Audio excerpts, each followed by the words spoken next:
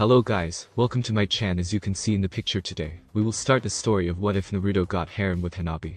Do you have any idea what this might be about? Hinata. Naruto asks his silvery companion, both dressed in formal attires, walking down the main house of the massive estate that belonged to the clan of the Hyugas. None whatsoever, Naruto-san, her lean voice answered, shaking her head a little. But this is strange, we've never been called to a meeting together. Have we? Puzzlement evident in her voice, and glancing toward the slightly taller boy, looking for answers not to the question, but to the situation itself. No, we haven't, he mumbled. Something that has to do with my father, Hinata, myself, and apparently the Hyuga clan as a whole. Political matters can be handled by father and Hiyashi-sama, and to some extent, Hinata too, being heirs. That singles me out. Glancing back to Hinata, not having noticed her glance until now, he frowned. Perplexing, indeed. I'm sorry, I'm about as bewildered as you are, Hinata. They walked another tensome steps, up to the second dais drinking of Hiyashi-sama's retainers, Gaim, who sat kneeled in front of the slight door leading into the official meeting space. Naruto-sama, Hinata-sama, he said, bringing his head to the floor in a bow, then recorrected himself. Please step right in, and slided the white-papered door to the right, allowing them to step inside, and closed it shut again. When the door shut close, Naruto and Hinata had already made halfway through the room to their seats. Verpich, the most senior of the servant staff and highest ranking one, was seated on Hiyashi's left side, along the wall, and motioned the two youngsters to sit down. They obeyed the old, stubby man, and sat down. Naruto glanced at his father from the corner of his eyes, then to the other man, who held himself with a certain degree of seniority and superiority, then took on a pleading look to Verpich, who only shook his head, revealing nothing. Refixing his gaze upon his father, he asked a question that had been on his mind the last couple of hours. What is this meeting about, father? Hiyashi-sama. The relatively old man exchanged what could be interpreted as being amused glances. His father answered almost immediately. You both are 17. That age is considered to be the age when one is mature enough to engage honestly in relationships. Oh god, he hated already where this was going. Stop talking in riddles, you know how much I hate them, Naruto thought, knowing exactly how hard it could be talking to his old man. Luckily enough, Hiyashi-sama on the other hand, was a man which was direct from the beginning. Hinata-chan, Naruto-san, me and Hiyashi-sama has been discussing about what to do about you two. We wish you to get married. Naruto thought he saw his father glaring daggers at the older man, for destroying his attempt to annoy the shit out of his son. Well, knowing his father better than anyone else, that wasn't entirely out of character. Something about the last statement touched and broke something in his head. Marriage. Marriage, have you gone completely nuts? A Towson. Hinata spurted out, first one to utter something after the short silence that had followed earlier. Poor old Verpich, he looks as if he saw a ghost. Well, Hinata is quite reserved when dealing with familiar members still. This might be too great a shock for Verpy. I wonder if I should call the hospital. Hey Hinata, her father stuttered, looking stunned, almost offended. Naruto smirked, as did his own father, looking amused at the same time. Marriage, no wonder she's mad. He sighed, and closed his eyes. I should worry more about myself. Kankuro's going to explode when he hears about this, he thought, letting out a snicker at the thought of an angry Fassapentitsun puppeteer. Ah, he doesn't have the guts to kill the fourth son. But turning back to the situation at hand, he found Hinata waging war against her own father. And his blonde-headed idiotic father gazing coolly at him. He returned the gaze even more coolly, challenging. They stayed like that, neither backing down, until they noticed Hinata bursting out of the room, followed by a flustering Verpich, and the heavy sighs that one certain Hiyashi let out. Rubbing his templates and shins, he turned toward the two sunlights. She'll accept it in due time, he said sluggishly, and drifted away to a world where there were no parents and no children and no duties and no clan and no one except himself, and secretly wished that so were the case in his real world too, so that he could concentrate solely on the art of dreaming. But life never was that simple for Hyuga Hiyashi. Author's notes. Okay, I got inspired from a Swedish movie called Jala Jala, Arabic for Hurry Hurry. That movie's great. I seriously mean it. Roro, a foreign worker in Swedish parks, loves his girlfriend, but is about to marry another girl to prevent her from being sent back to Lebanon. Haha, Joseph Fares is so goddamn good in that role, funniest Swedish movie I've seen in my life. Well, enough about that. It's an entire new setting.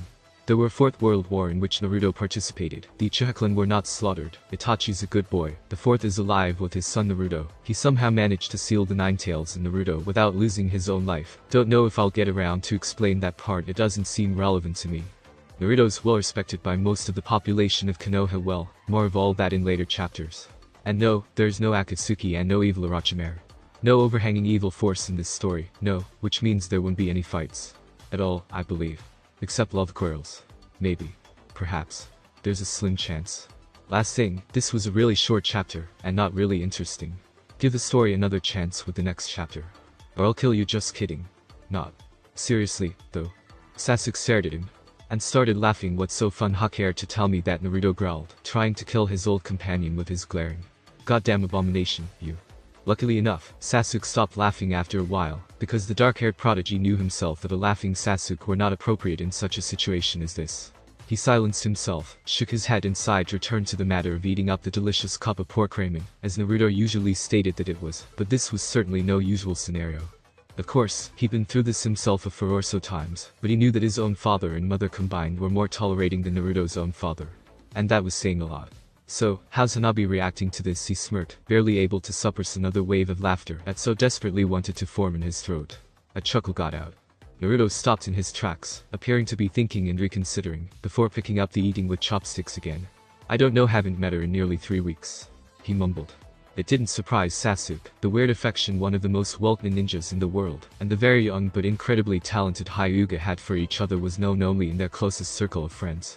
They all knew they loved each other, but it was weird that they weren't together more often. It seemed as though there was no desire or lust between the two, but at the same time, both of them had a burning obsession for one another. It contrasted oddly in Sasuke's eyes. "And you're not going to see her?" Sasuke asked, already knowing the answer and the real answer behind it. Naruto shrugged. "Heh, as expected. You're so predictable when it comes to Hanabi, Naruto." "I don't want to." "Don't need to," but he did. Every waking hour, he thought about her. Sometimes, he became angry at himself for being so stupid. The worst part of it wasn't that he was stupid, but it was that he was aware of it, and yet did nothing to calm his nerves. He could break down within minutes, even when knowing he could be rebuilt just by looking at her. He guessed that somewhere in the core of his being, he liked no love pain. Especially when coming to matters regarding her, and especially if it were self-inflicted, like the times he lied to himself, creating fantasies in which she hurt him badly. Sometimes, not occurring often, he enlightened himself that she had never hurt him in any way. And that she probably never would. Sasuke sighed again. Naruto had always neglected encouragement from others, even from his own Hanabi. He was stubborn. If he was sad or even suicidal, he would be in that mood until he decided to stop with it. "If you say so," Sasuke answered to the blonde's previous attempt of lying, which had failed badly. There were only 2 people in the world that knew exactly when the popular shinobi lied, and that was Sasuke and his elder brother. Changing subject, "Are you occupied tomorrow?" Naruto, his blonde companion, shrugged, only half listening. He was in his own world, the world of thoughts. He needed to be interrupted. "Or are you heading out to buy a ring and suit?" Sasuke smirked, again. But it worked. "What the hell are you talking about, Sasuke? Have you gone mad? I'm not marrying Hinata," Naruto answered after being snapped out of his thoughts, obviously missing the point. "I repeat, are you occupied tomorrow noon?" Taking a serious but casual expression on his face, clearly declaring that there would be no more half-witted attempts of teasing the slightly younger young man. Naruto raised an eyebrow. "No, I wouldn't think so," he began, getting a little interested. "How come?" Sasuke smirked once again, proving once and for all that he was the infamous Smirkinson that Naruto himself had named him so many years ago. "Itachi got challenged by a team of some rather cocky Stonanins yesterday. Apparently, they're a new team integrated in the 5 Clover Pisa program," he said, smirk slightly shrinking and eyes narrowing a look of excitement. According to Aniki, they seemed quite skilled. They were very eager to see the Mitsukato. Naruto put up a very amused smile. That formation. Naruto chuckled a bit, closing his eyes and crossed his arms, straightened his back, and said, "If that's the case, I'll make myself available tomorrow." He opened his left eye, and looked to his longtime friend that sat on the same side of the counter in the ramen stand, and smirked. "Can't decline to kicking some Stonanins' asses, can we?" And the two burst out in maniacal laughters, something that wasn't rare whenever one of the famous Uchiha siblings came in contact with Yondame's legacy. Naruto walked down the Natubisi streets of Konoha. There was some public holiday that he couldn't recall the name of. Most people either still slept, somehow stayed inside, or was visiting the many hot springs Konoha was famous for. But some people never, ever changed, and preferred to treat all days as normal. One such man was Orochimaru. "Orochimaru-sensei," behind you, Naruto shouted out, and the snake-like man stopped and turned around when he spotted the blonde. The same blonde took out his right hand out of his pocket, and waved a small and anonymous wave. When Naruto had catched up, the pale-skinned old man greeted him. "Why, Naruto-kun. Long time, no see." He never was friendly and made the conversations as short as possible, even when coming to the top ninja Konoha had ever in their history produced. He admitted he had been a bit jealous of the young one's massive potential, but that was in the past. Although he would never admit it to anyone, he admired him in some way or another. And he felt quite proud that he'd been one of his few teachers over the years, even though he hadn't gotten that much time to train him as he wished he would have. Anko still had that childish rivalry with the blonde, having her teacher almost taken away from her years ago by the said blonde. But he knew the admiration was mutual. The young man had respect for his elders. Orochimaru knew this, and almost chuckled whenever he was treated with more respect than the blonde heeded to the white-haired Sannin. Oh yes, Naruto had been a joker when dealing with Jiraiya. Naruto smiled. Was the mission to the mist successful, sensei, he asked, not having seen his ex-teacher for months. He was happy to see the face which many thought of being creepy. Orochimaru half grinned. Do you have such confidence in me, that you're questioning whether or not I was capable of completing the mission, Naruto-kun? He mocked. He, best of all, knew Naruto's weaknesses. Even better than his own father did, probably. That was a trait, and a trait he was proud to have been given.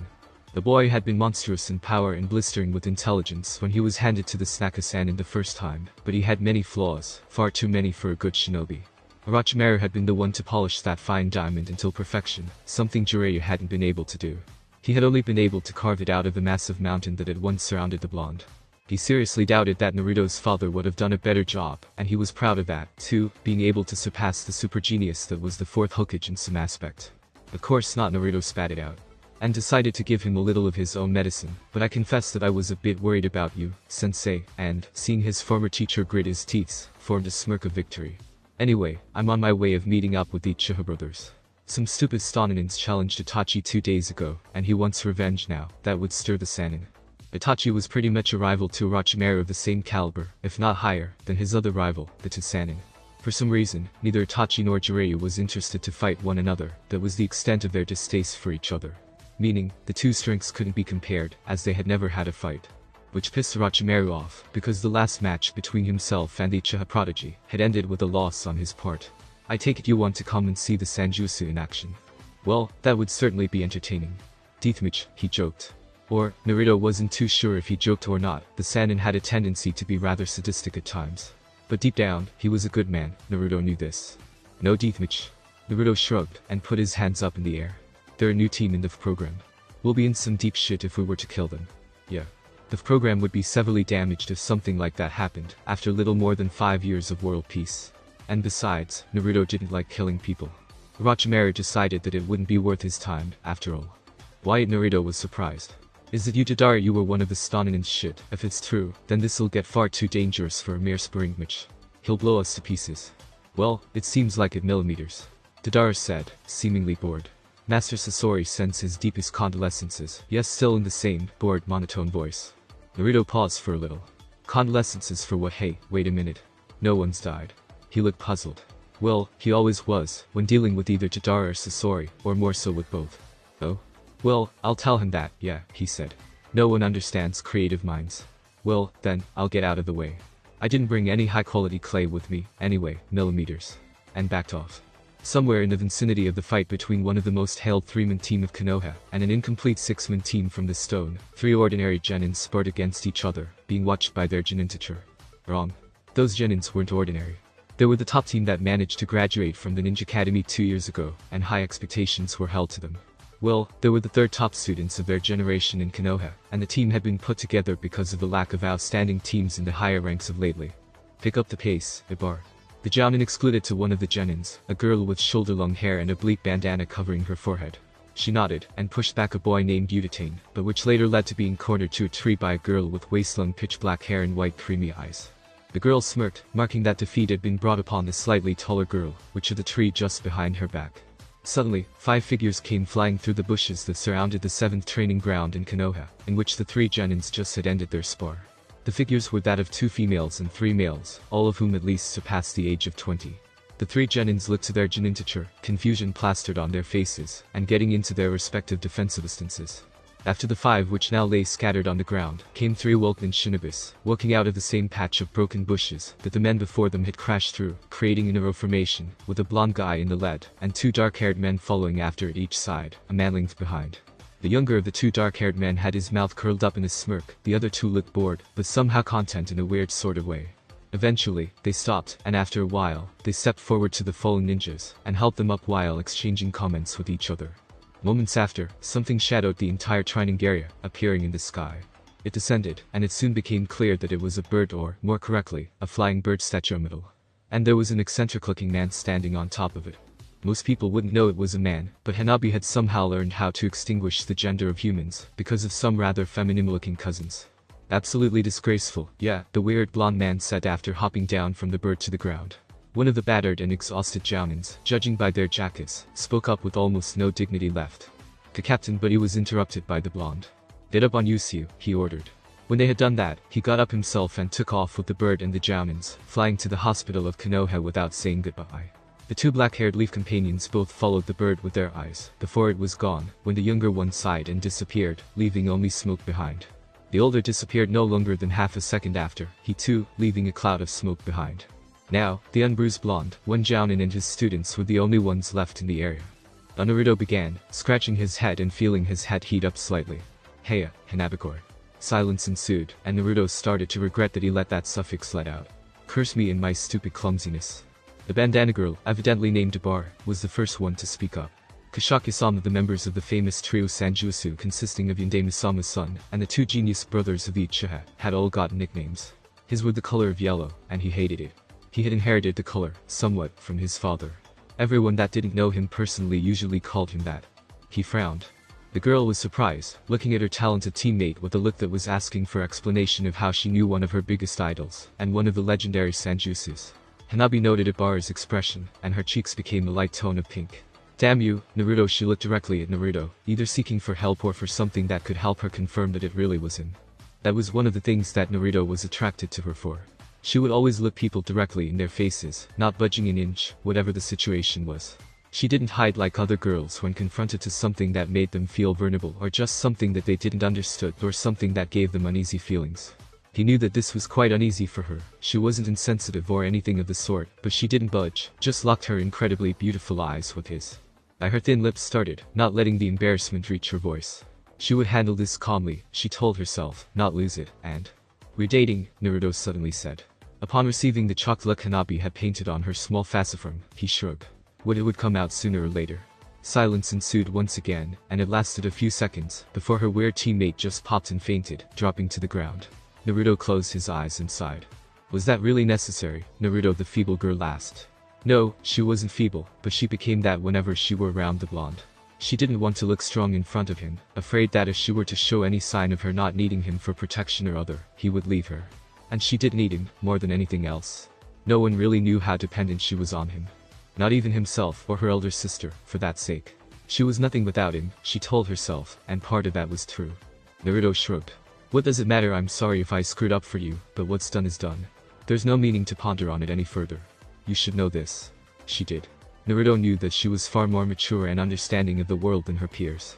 She reminded him a little of himself when he was that age. So mature and so powerful, but yet so vulnerable. "You didn't screw things up for me, Naruto," she answered, not wanting him to misunderstand. The young man was a super genius, much more so than his father, and had played a vital role in the Fourth World War, but he really was dumb when it came to reading other people's intentions or feelings. Just one word misplaced in a sentence could have dire consequences. It was tiring for her, to the point where she would just like to forget it all. But it was worth it, worth everything. She could sell her soul to the devil to just be with him, and she would still consider it to be a good decision. "But you should worry more about yourself. I trust my team, but Ibarra-san admires you, and even if I begged her not say anything, she wouldn't be able to hold it in."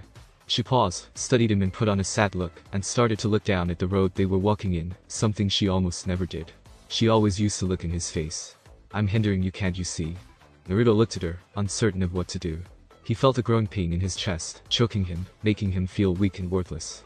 What do you mean? He was tired of being stupid, but asking was the only thing he could do, even though he knew it was taking quite a toll on both of them. "I'm always in the way. I don't understand." She sagged, looking even smaller and weaker than she had been just before. "Why are you with such a kid as me? There's a lot in the higher ranks that like you, even you can't be oblivious to that." She didn't let him counter before she spoke again, with tears flowing down her small slender cheeks. "I'm not really someone you could brag about, am I? I suppose not," and she walked away from him, fingers clasping fingers, still shedding tears. Naruto could only watch. "Naruto, you don't look too well," Neji said, concern obvious in his deep voice. He had been one of the first to know of the arranged marriage between his cousin and the blonde boy he'd fought so many times beside. Neji, like many others, had been called out for duty when the last years of the Fourth World War was ongoing. Being merely 10 years old, he didn't amount to much. He and his team, along with their instructor, had moved from camp to camp in the war. Being reinforcement and support was a duty with no rest. He had heard stories, many incredible and many more impossible ones. One of the pros of being transferred so much was the vast amount of information they got in contact with. He was fascinated with the stories, even though he knew that most of them was only created to heighten the morality of the forces. The stories, or legends, had varied greatly from camp to camp, but there was some that were vaguely alike, like the stories about the victories that the three Sanins had brought the leaf, or of a group named the Sanjutsu that consisted of war veterans, that had greatly benefited the later outcome of the war. Like the name propose, the legendary team consisted of 3 persons. Few stories was told about the actual members of that team or group, if you will, but rather the admirable feats that they had accomplished. One day, he and his team had been assigned to one of the most creditable camps the leafs had, which was under the supreme command of the ingenious Orochimaru of the 3, and which had been given the codename Salamander.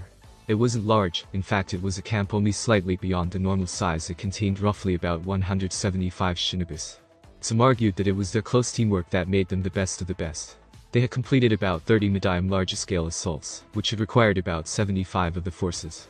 Death rates were far below normal, only having lost 40 brave soldiers in whole fire. It was an honor to become a part of Salamander's wheel. The stories about the incredibly powerful Snaka-Sanin had only been a little intimidating in comparison to actually having met the man. He was frightening, seniority, and the incredible pressure he radiated had been giving him the shivers. Niji had been sincerely happy that he had been an ally, not an enemy. It was shortly after he met the legendary Sanjutsus, the admired, respected and heroic Konoha shinobis, that could replace fear in the hearts of everyone in the bloodshedded battlefield with courage in an instant. You think so? Niji Naruto half-answered the statement, appearing to be looking through the layers of air and clouds out to space, from where he lay on the grass in one of the beautiful green parks of Konoha. He, like the best upcoming strategist of the leaf, Shikamaru, liked to watch the sky. From time to time. But only when he was sorrowful. He had done that a few times in the war, Niji had seen. Niji sighed. He couldn't do a thing to make the situation better, for his blonde friend Hinata-sama had already occupied Hiyashisa-sama with complaints about the marriage. He hadn't gotten a free moment in weeks, and for that, Niji was glad it served him right, that old-timer. It was impossible to actually cheer him up, so he didn't try that, and for the matter regarding his younger cousin. Well, it wouldn't do to force them to see each other, or to try to talk some sense into either of them. None knew what had really happened between them, as they were quite secretive about it. So Niji couldn't do anything other than reminiscence. A few days after he and his team had been instated in the Salamander camp, the shinobis had started talk about the Sanjutsus. Apparently, they had been on a mission that had started before him coming there, and the members of the camp had been starting to take bets on when they would re-arrive, and in which shape they would be in. This was surprising to him, because even though they were supposed to be a legendary group, no one he'd ever met in that terrible war had been making bets on mission-related situations. It was simply too disrespectful. It was against all the unwritten rules he had come to learn in the whole few year he had been enlisted. But none seemed to take offense from it, because, he noticed, no one ever even questioned whether or not the mission would be successful. It was just a matter of time before they arrived back to camp, for them. They did come back to camp, not unharmed, but no serious wounds had appeared on either 3 of them. The shortest one, in fact, had none at all. His clothes was ripped in some places, indicating that he'd been hit.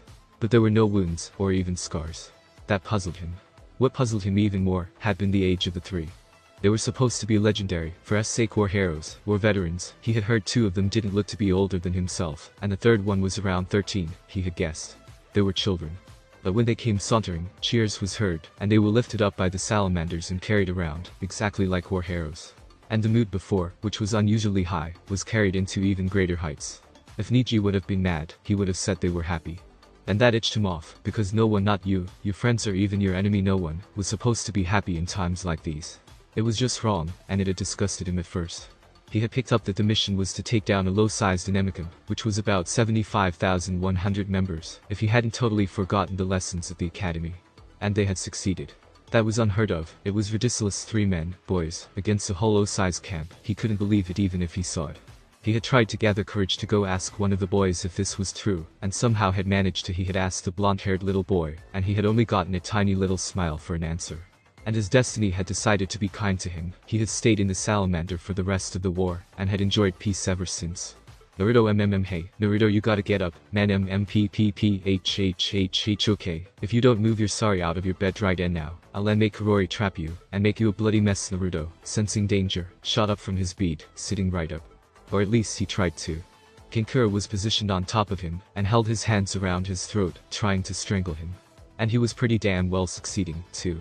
Kankura. Naruto managed to get out. Why, you'll strangle me? He tried to gasp for air. Yeah, that's exactly what I'm trying to do here. What, you thought I didn't have the guts to kill you, just because you're Hokage-sama's son, you bastard? Naruto tried to answer. He really did. Tried as best he could. He got out one word. A strained no, then he had a flashback. Marriage? No wonder she's mad. He sighed and closed his eyes. I should worry more about myself. Kankuro's going to explode when he hears about this, he thought, letting out a snicker at the thought of an angry Fassapintetsun puppeteer. Bah, he doesn't have the guts to kill the fourth son. Damn it. Too mean. Yes, I did, he said, after having been able to force the puppeteer's hands off of his throat for a little while. He thought it might have relieved the puppeteer, but it didn't. On the contrary, he made it even worse. The grip on his throat just increased. Will this be the end, he thought to himself and to any higher entity that might hear him. Fortunately for him, the Grim Reaper didn't want his shitty soul that day. Because in came Tamari storming to his aid his very own guardian angel. He thought he spotted a pair of white wings and a halo on her, but it was probably due to the excess of blood that had flowed into his head. He didn't reconsider that option, though, and started saying a prayer that should have sounded something like, "Oh, pure white angel, have you come to take thy away from the Almighty Lord's kingdom?" But it didn't come out that way, as the blood still hadn't made its way through the head. It sounded more like random sputterings, mumblings. Well, that's irrelevant. Having a murderous, vicious puppeteer on top of you first thing in the morning isn't an ideal Wakingub. There ain't no justice in this world no more. So, how's your day been? Naruto Itachi asked him, biting on an apple, generally looking disinterested. Which he was most of the time. Well, excluding the assassination attempt on me by a hot-headed freak in Fassapint, and excluding all the nagging I've got from most of the population of this village, because word came out yesterday that I'm going out with a Hyuga far younger than myself, it's been great. Naruto sighed. Oh, and I almost forgot to exclude one particular sparring match between me and my father, which I completely and utterly lost. Naruto banged his head in the table simultaneously with the last word, that was located somewhere deep in the Uchiha compound, in the head family's house. Sasuke leaned forward to his elder brother, and whispered into his ear. I think we shouldn't ask him those things. Itachi answered, whispering too. Why not? Sasuke sighed. His brother and Naruto were equally dumb on that point, not being able to read other people. Itachi could understand Naruto if he wanted to and concentrated enough on it, but it seemed as though he didn't really care at that moment. Because, lowering his voice further, when he's like this, he's suicidal. Itachi seemed to ponder, eyes looking slightly up and eyebrows knitted, and then took on his normal, neutral expression. So Sasuke, don't tell me you don't think we can stop him. Let's just play around with him, for now. Sasuke just stared at his older brother, not believing he would joke about something like that. No. We won't. You quit. Itachi sighed, admitting defeat, and put down his half-eaten apple on the table, and lay down. Sasuke glared at him with crossed arms, and said, and eat up the apple. Itachi snorted, but obeyed. You really have no guilt when it comes to Sasuke, do you? Naruto asked his companion on the left of him, walking down the road leading to the biggest hot spring area in the neighborhood. Itachi had proposed going there, just to be away from his little brother. He could be a real nag at times. He shrugged. Should I have little brothers are made for torturing, the long-haired pigtailed man answered, keeping a steady view of the road ahead, ignoring the whisperings and looks of all the citizens were giving the two. Tucking his two hands in his pockets, he yawned. Well, dumping the responsibility of being heir on him, and saying that it'd be best if he consulted Fugaki-sama, because his skills of taking over the clan is lacking, making it impossible for him to follow us because of his enormous ambition. It's not really nice, is it? He tried to explain, pitying his other friend who they had left behind. Sorry that I abandoned you, Sasuke, he thought with irony. He liked to torture him, too, so he understood Itachi a little. Sasuke is more suited for it than I ever was, Itachi said, waving casually at a group of 10-year-old girls, making them swoon. 3 enemies eliminated. Good work, myself, feeling proud. Not to forget that I get to keep you all for myself, of course, he deliberately spurted out loudly when walking up next to a group of enthusiastical attachants, making them stiffen and open their eyes wide, effectively dealing a deadly dose of an unreachable himself to them. Naruto laughed, as soon they passed them. How many victims have you faulted this week, Itachi? Don't call them victims. They're prey, he corrected his blonde friend. It's 57. I suppose I should thank you for the last 6, as always. I'll invite you to dinner sometime, Mother has been asking for you lately. Oh, that'd be nice. Mikata-san's cooking are the best, Naruto excluded, feeling a bit cheery. Tapping Itachi slightly on the shoulder to get his attention, he said, tell her that I'd be more than happy to join you, smiling, and then turning left with his companion, entering the hot spring might too. After they had taken off their clothes and wrapped their waists with towels, they headed to the baths. Itachi wasn't perverted. And he wasn't interested in girls or guys for that matter, but he refused to visit a hot spring that was gender split. Always public baths, joined ones. Naruto figured it was one of those annoying things you just had to do, had to obey, no matter how unnecessary or brain-squashing they were. Like locking your door 3 times, repeatedly saying goodnight, can't eat without the chopsticks on the top of the bowl, things like that. Naruto wasn't either, not like his ex or wherever that eroticus hermit was. PFF was a snooty brat like you doing here, a female voice said. Enko of all places peeping on women beyond your reach, you pathetic worm. None of your business, and no, he answered the purple-haired Kunoichi, who was located in the hot spring, glaring at him. Sitting down now, let's see if my memory serves me right, Orochimaru-sensei didn't taught you to summon the gate of Rashomon. Is that correct? Gotta check, in case I gotta save his ass, and you're unable to. He snickered. It was so obvious to anyone that he was prepared for these arguments. Enko fumed, but before she could retort, a red-haired girl snapped. Shut up, you're ruining my day off. Shut it, Teiya, the two of them exclaimed. Enko spoke up directly afterwards. You've got nothing on us, can't even touch us, snotness brat.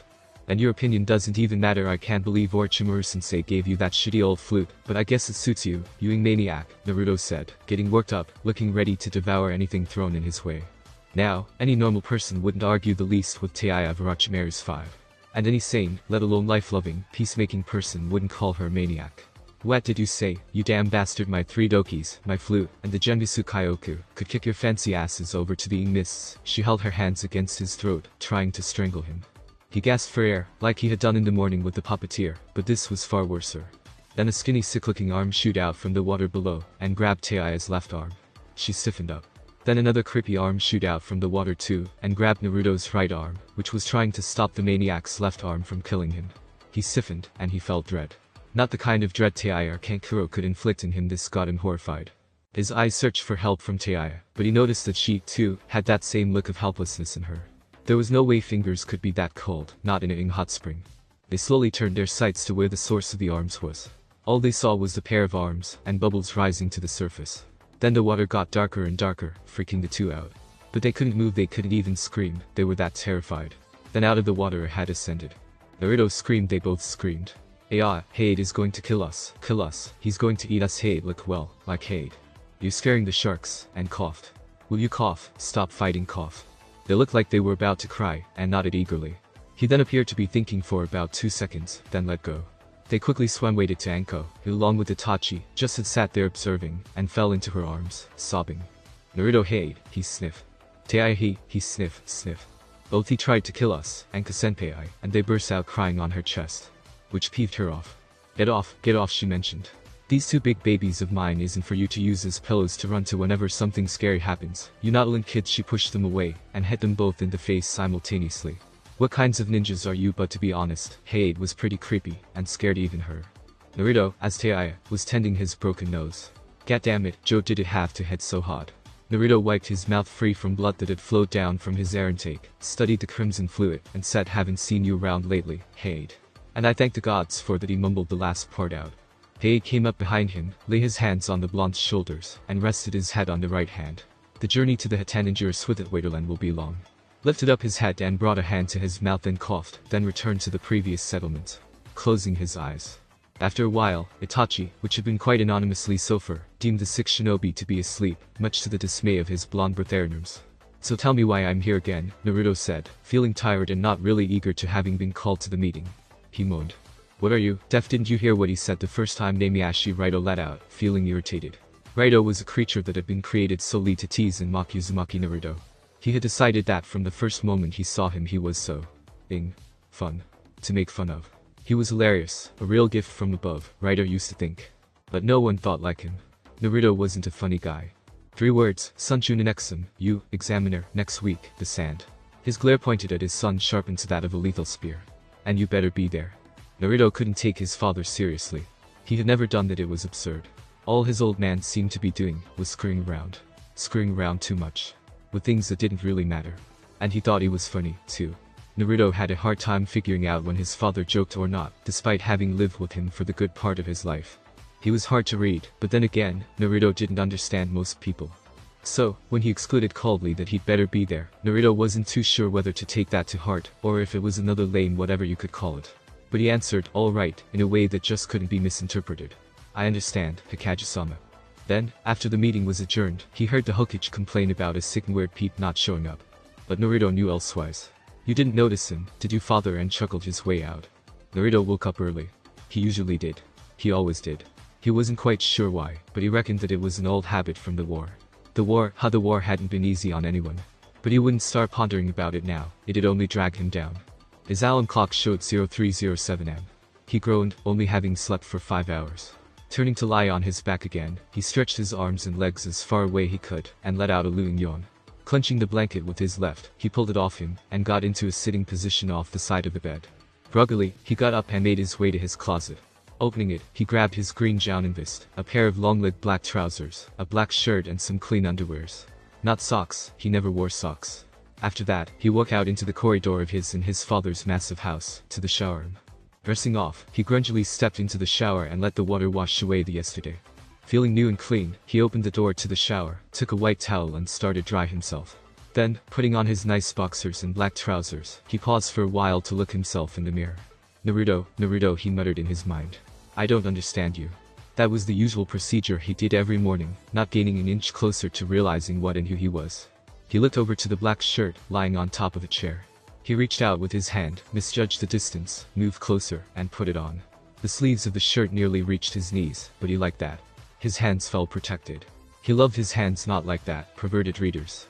There was but 3, maybe 4 shirts he possessed that had normal-sized sleeves. The rest was like the one he had on. Excluding his massive collection of t-shirts, of course. Continuing with dressing up, he felt the thick vest under his thumbs, idly fingering it. Then he put it aside again, and walked toward the white cabinet. He opened it, searched for 2 rolls of bandages, and sat down on the chair that the shirt had been lying on. Swaddling his ankles with the cloth, he relaxed and leaned to the back, the chair supporting him. After 15 minutes, he abruptly got up and grabbed his vest, and put it on while making his way downstairs. He had never carried a head protector in his life and wasn't about to begin. Ho, doggies, Naruto walked up to and greeted Shiranui Genma and the scary Gekko Hade, carrying a bowl of steaming ramen. The clock was now about 0600 AM, and 1 hour until their designated meetings at the Western Gate were to occur. What were you up to? Going to pick up the passports, Genma answered, playing with the senbon in his mouth.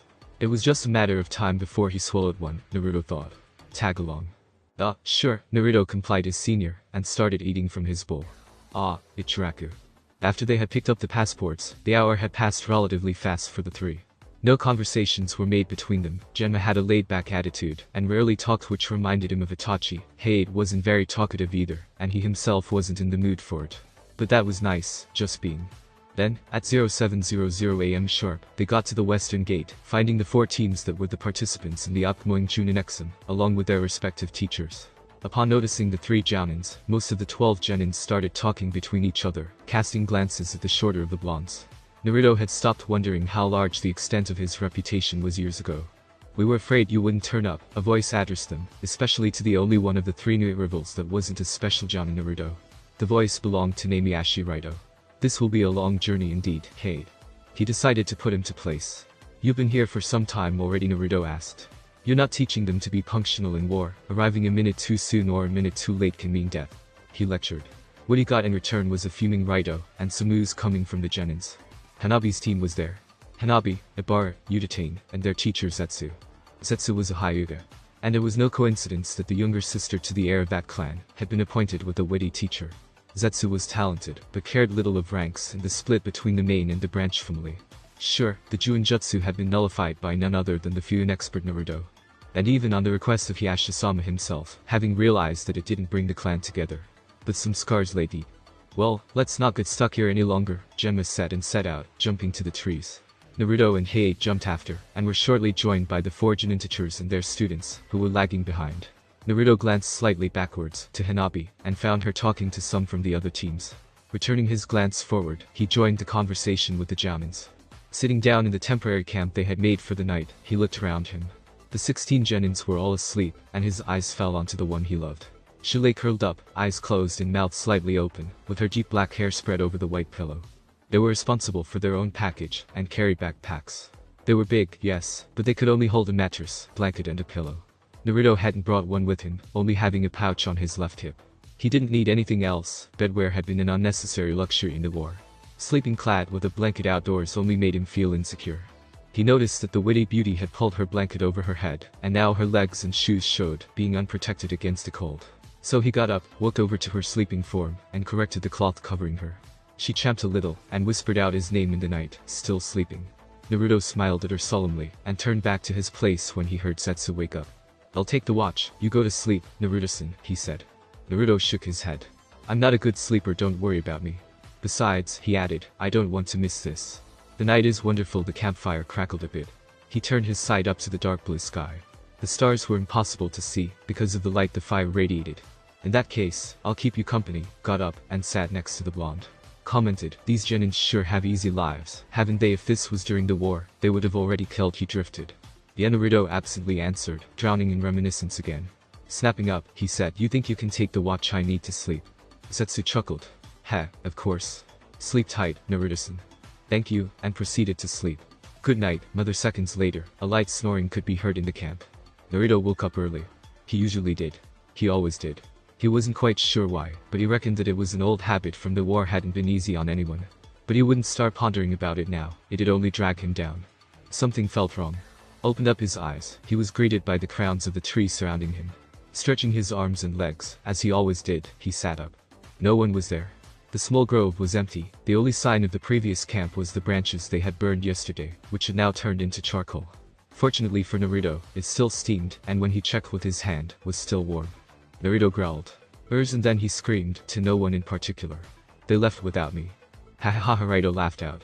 It had been his idea to leave the blonde behind, and he was proud of that.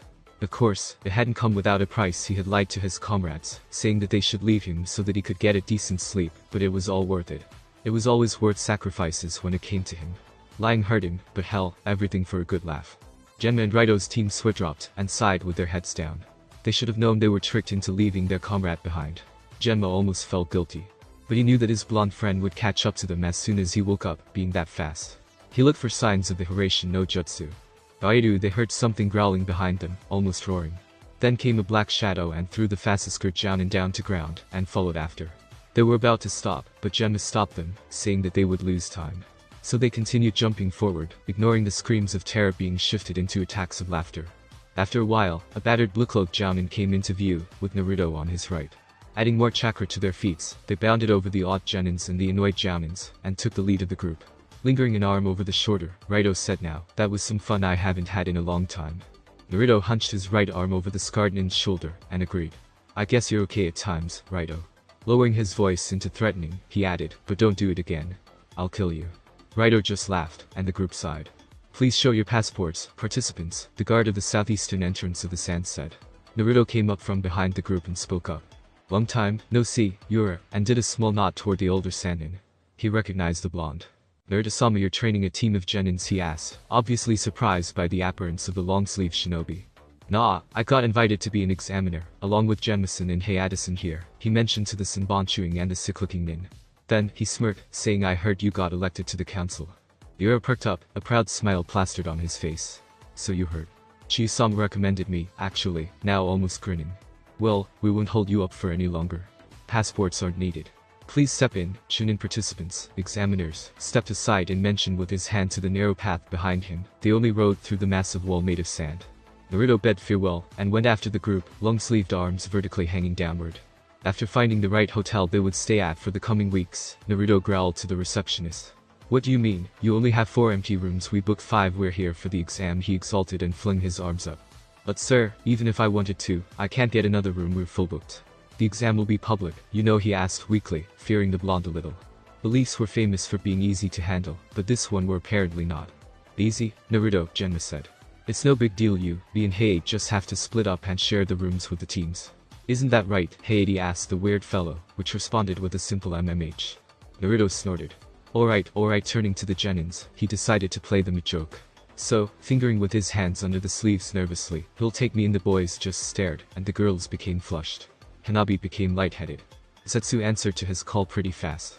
You'll stay with us. Naruto gave a short nod of acknowledgement, catched the key Genma throwed him with his sleeves, and proceeded to go up the stairs with the rest following after. Stepping into the room, he quickly scanned it and went to sit down by the window. It was really simple, only one big room. Big enough to fit 5 persons, that is. Good thing I'm skinny, he chuckled. Later that evening, Naruto announced to his teammates that he was about to go on a tour in the village.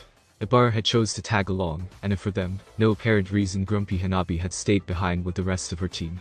One thing the girl noticed was that even though they were so far away from their home, people noticed the blonde, in some ways or the other. Most of them gave him looks of awe and such, but some were also of hate, resentness. The drawback of being that Welkman was that whatever you did, you always had enemies. It was impossible to be liked of all, even for one who gave mightier impressions than the Sanins.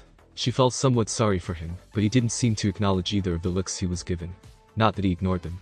"So, is this your first time to the sand, American?" he asked, glancing at the preteen girl. He almost never got in contact with shinobis of lower ranks, not since the war. It wasn't a conscious decision, it just never happened.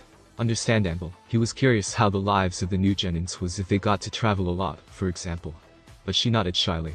Damn, being a Genin in these times of peace must really, but he didn't wish the time he had as a Genin on anyone. And this place bring forth bad memories of him making 3 siblings orphans. It had been one of his worst missions and remembered it clearly as yesterday, even though he had barely been 10 years old at the time. "The only places I've been to outside Konoha is the mist probably," and she blushed, the feelings of excitement and embarrassment contradicting each other. She was inside one of the 5 major villages, one she'd never been to before, for crying out loud. Naruto yawned, breaking the silence that had been in the air for minchus. It was starting to get dark, now. "We better head back, soon it's going to get cold. Don't want you to catch a cold right before the exams, would we?" He smirked toward the shorter girl. She agreed. On the way to the hotel, she asked him the question. "Do you love Hanabi?" Ah, what a lovely day it would have been if she didn't bring her up. He almost blamed Hanabi herself for mere existing, but he knew better. A long time passed, and she wasn't sure that he'd answer anymore. "Well, it's a bit complicated, but yeah, I guess," and that was as close as he would get to a confession. "But I keep doubting whether or not she loves me back." "Well, you've opened the windows, Naruto," he thought to himself. To a complete stranger, at that.